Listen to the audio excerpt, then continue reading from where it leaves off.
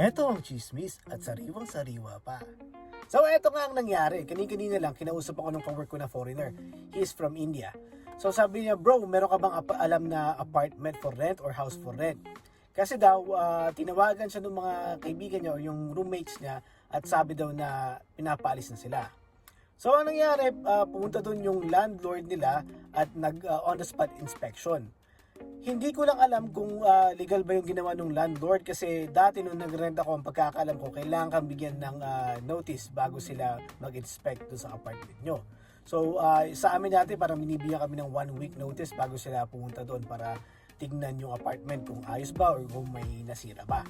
Sa situation nila kanina, wala daw ganun. Bigla na lang pumunta yung landlord, tapos nag-inspect, tapos binigyan sila ng papel, at ang nakalagay sa papel, kailangan nilang umalis sa apartment na yon. So binigyan sila ng 2 weeks notice para mag-repair at umalis sa apartment. Kaya sabi ko, tama ba yung ginawa ng landlord?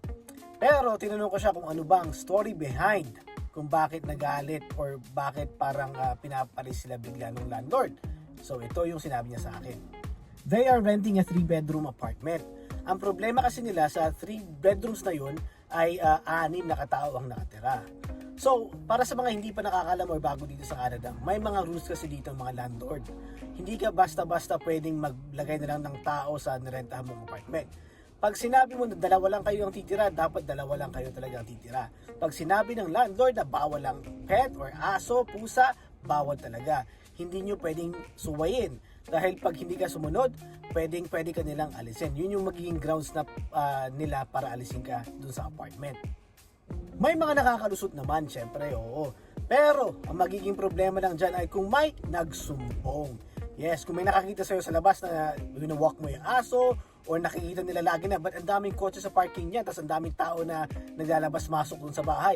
Syempre, magiging suspicious na sila sa galaw nyo, at yun, pwede lang isumbong sa landlord nyo. Kaya doon kayo madadali talaga.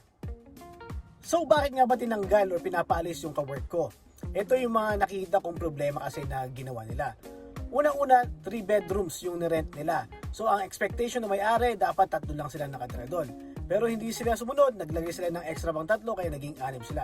Naiintindihan ko naman, para makatipid syempre. Pero minsan kasi talaga dito sa Canada, kailangan mo talaga i-follow yung rules para hindi ka mapahamak.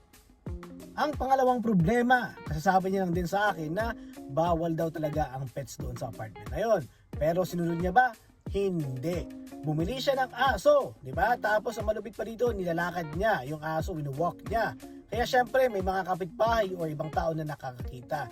Sa